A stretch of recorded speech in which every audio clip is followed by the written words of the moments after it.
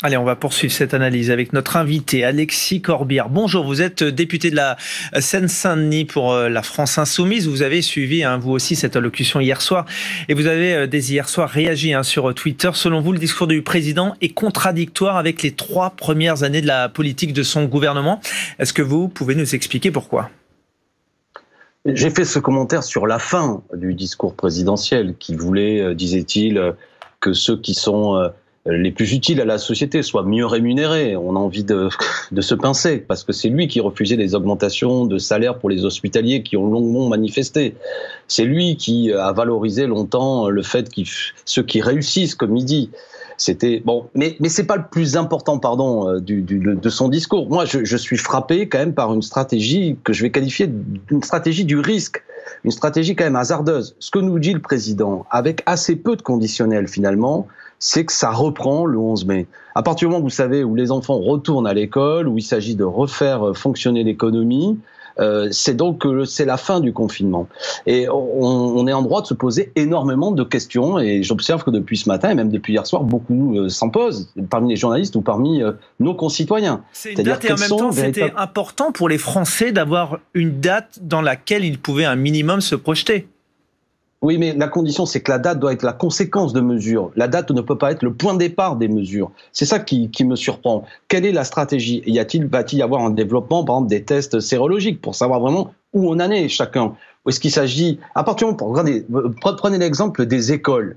L'exemple des écoles, ce sont les premiers établissements qui ont été fermés. Le président de la République avait expliqué, je crois, le 14 mars, qu'il faut fermer les écoles parce que les enfants sont des diffuseurs du virus. Donc, si les enfants retournent à l'école le 11 mai, le virus va continuer, donc va repartir à se développer. Quelle stratégie allons-nous avoir pour pouvoir bloquer ce développement ? Je viens de le dire, notamment la généralisation des tests, pas seulement de ceux qui présentent des symptômes. On nous a expliqué ces dernières semaines que ce virus, on pouvait être porteur asymptologique, sans symptômes. Donc si nous n'avons pas cette généralisation des tests, on risque d'avoir une généralisation de gens malades, une augmentation de gens malades.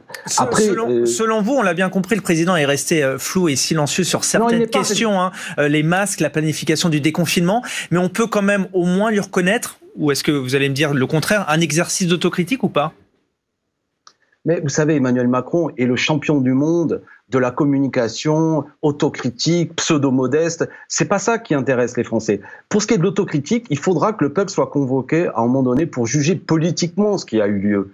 Qu'il n'est pas possible que ceux qui ont fermé des lits, ceux qui ont mis à mal l'hôpital public, soient demain les défenseurs de l'hôpital public. Il y a un problème de cohérence.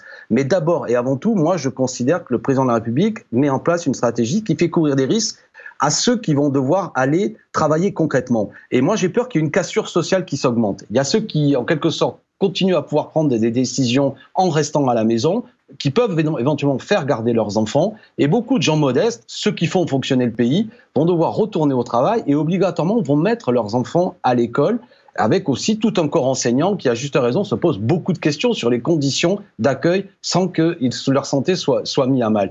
De ce point de vue-là, on a vu d'abord un président de la République, n'en déplaise à Jeanne Blanchard, mais qui répond aux injonctions du MEDEF, qui veut qu'il y ait une reprise de l'activité économique, sans qu'on ait véritablement une planification très claire, annoncée à tous les Français de comment nous allons avoir, je l'ai évoqué, des tests, des masques, des éléments d'accueil de ceux qui seront malades. Parce que, par exemple, si on teste, le président dit, on va tester ceux qui ont des symptômes. Très bien. Si tous ces gens, on détecte qu'ils sont porteurs du virus, qu'est-ce qu'ils vont faire ? Ils retournent à la maison, au milieu des enfants, au milieu de leur conjointe ou conjoint ? Qu'est-ce qui se passe ? Il y aura un accueil ? Dans quelles conditions ? À quel endroit ? Vous voyez, il y a beaucoup de questions. Je voudrais terminer sur un dernier argument, d'un point de vue aussi démocratique.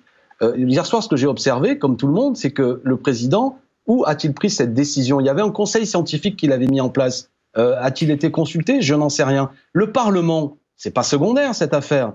En Ve République, il a peu de pouvoir, mais a-t-il été consulté ? On a vu un président de la République qui annonce une date, qui reste très floue sur un peu les conditions pratiques, qui semble dire un peu de manière, comment dirais-je, la petite musique derrière, c'est l'intendant suivra, mais concrètement, comment tout ça va se mettre en œuvre ? On devrait avoir un débat démocratique. On le comprend, en tout cas. Et là-dessus, on a un exercice quand même d'une monarchie, présidentielle très forte. Un homme seul a pris une décision sans qu'on puisse collectivement apprécier des conditions et des conséquences de cette décision. Beaucoup de questions et d'interrogations, on l'aura bien compris. Merci beaucoup Alexis Corbière, député, on le rappelle, de la Seine-Saint-Denis.